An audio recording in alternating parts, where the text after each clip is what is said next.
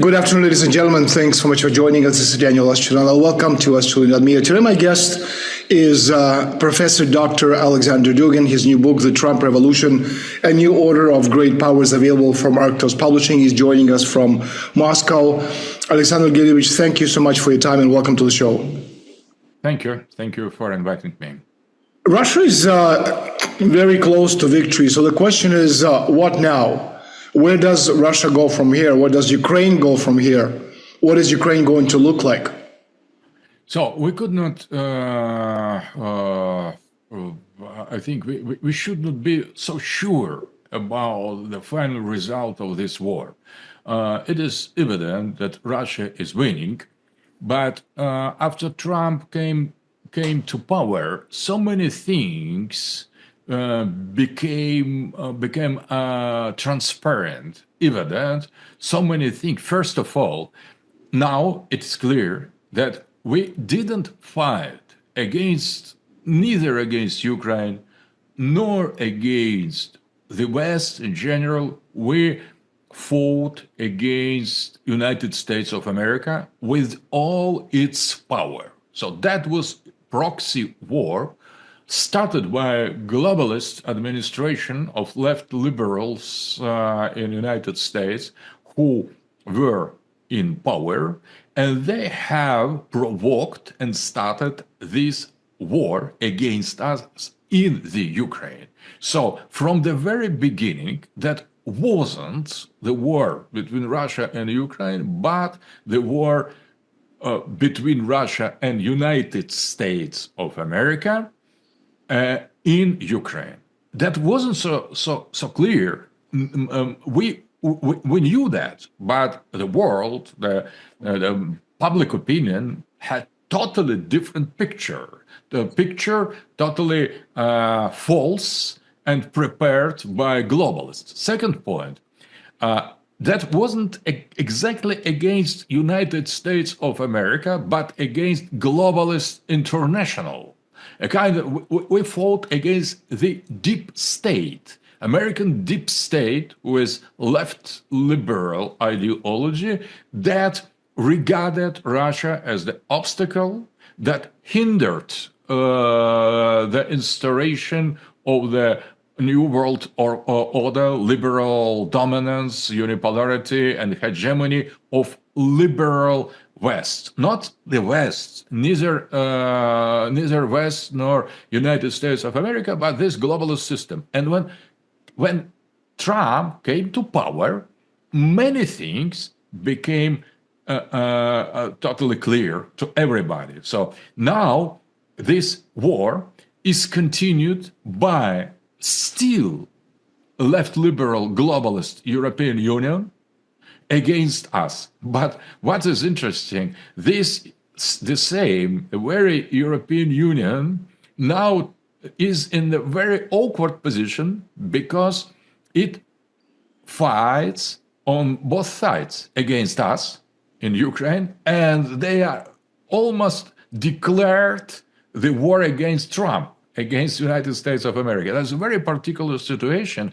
So it is not, if, for example, we for a moment imagine that United States of America wasn't on the other side, fighting against us. So from the very beginning, this war would look like completely different. So we would win long ago. So now we see the United States of America with Trump made a small step behind, continuing supply Ukraine with all the weapon. They didn't stop it. The supply of weapon is still ongoing, but they made a very, very small step behind. For example, prohibiting to send a long-range missile on Russian territory, and that's all. So the smallest step from present administration, from the total and absolute support for Ukraine, means immediately failure of Ukrainian army. So That is very important. If we would fight against Ukrainians, we would win long ago. I think maybe in 4 or 5 months. But we fought this war against United States of America, against NATO, and all the collective West. That is no more collective. That we could not say. So Russia is going to win. Russia will continue its attack. The destiny of Ukraine will such or such. We could not decide anything of that.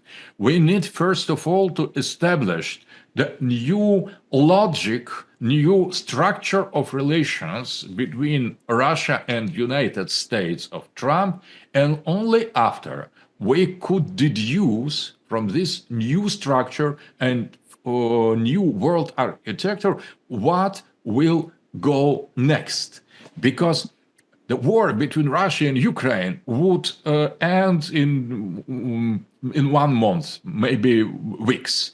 But if, for example, United States really steps aside and is not going anymore to supply America with intelligence, with technologies, with missiles, with weapons, with huge amount of money, that means the end is near.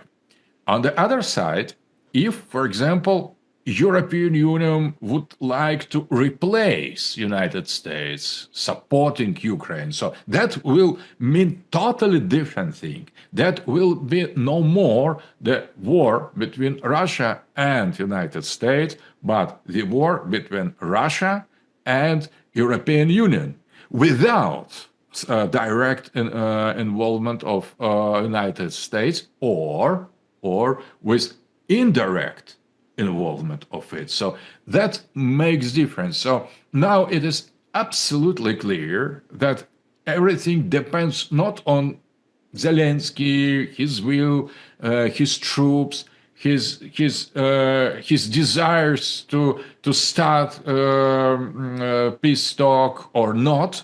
Absolutely, that has no meaning at all. No, it is of no importance. Nobody cares.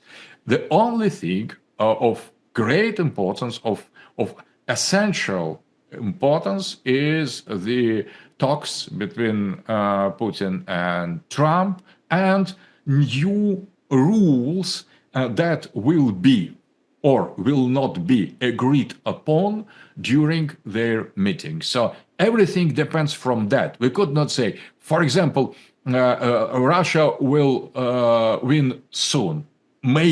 Maybe not. So that is not about the troops, the Kiev, the Nazi regime in Kiev. They could make anything they like and say that anything they want, but they have no influence on this situation. Everything is decided between great powers. Professor Dugin, you mentioned in your answer deep state. In one of your articles written not long ago, I wanted to ask you about your hypotheses. You say that there's not just a deep state, but there are two deep states. There's a deep state and then, according to you, even deeper state. What is this even deeper state? What are you referring to exactly? So when we see that now in the United States, there is the real fight, a real process of canceling of deep state. So Trumpists, after coming to power, they started immediately to destroy what they call deep state. That means headquarters of globalists, with left liberal ideology that penetrated in the American administration long ago, maybe some decades ago, and they have transformed American administration, American government, agencies, structures, departments, they filled all this with their globalist vision of how the world should be. So that was a kind of ideologization, making ideological administrative structure, ideologically weaponizing government in favor of some concrete political ideology, left liberalism and globalism, and that is deep state in the eyes of Trumpists. And now they started a serious fight against that. But when we consider what was the main power on which what was supported, which supported Trumpists and gave them possibility to come to power, if that would be the same deep state, for example, if deep state would decide that they should give Trump a kind of chance to transform something, so the logic of behavior of Trump would be totally different if he would be himself a kind of nominee of this deep state. He wouldn't destroy it totally as he started to do immediately after coming to the White House. So but if deep state could not give logically such mandate to Trump to get in another direction in order to overcome the obvious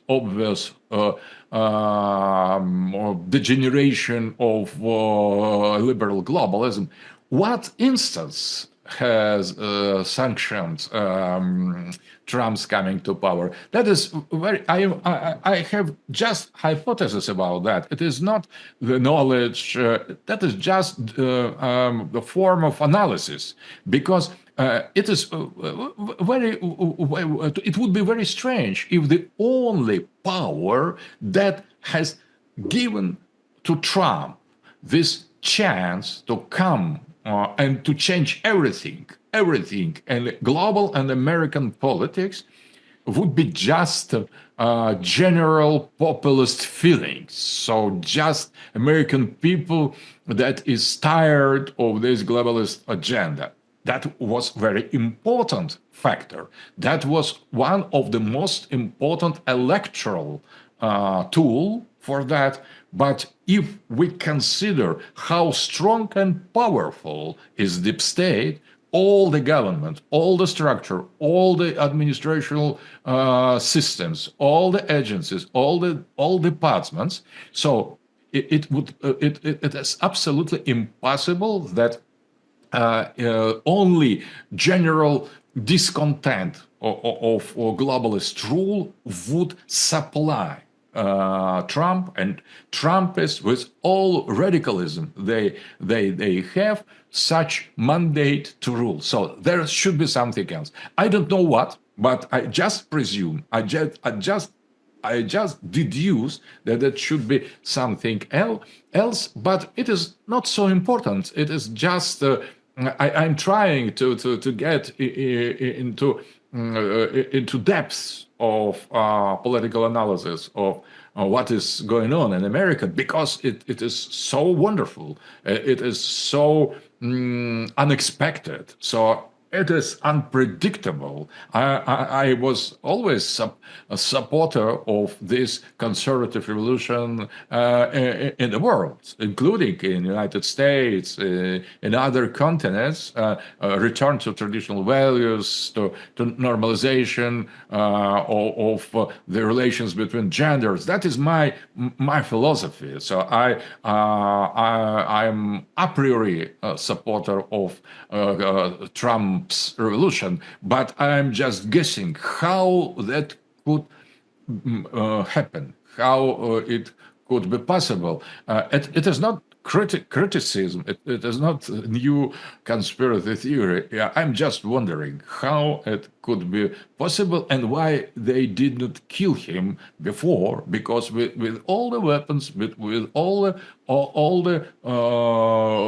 capacities of deep state, they should eliminate Trump or stop him immediately after him coming to power. But he has managed to put in the key positions most radical, most unconventional persons like Kesh Patel, Tulsi Gabbard, Robert Kennedy, Elon Musk. So that is a pure revolution, and how how he could do that. That is something as miracle, political, ideological miracle. I could not explain. So I am searching some more or less convenient explanation, and one of them that there is something deeper than deep state in the United States. I don't know exactly what it is, but it should be. There should be something.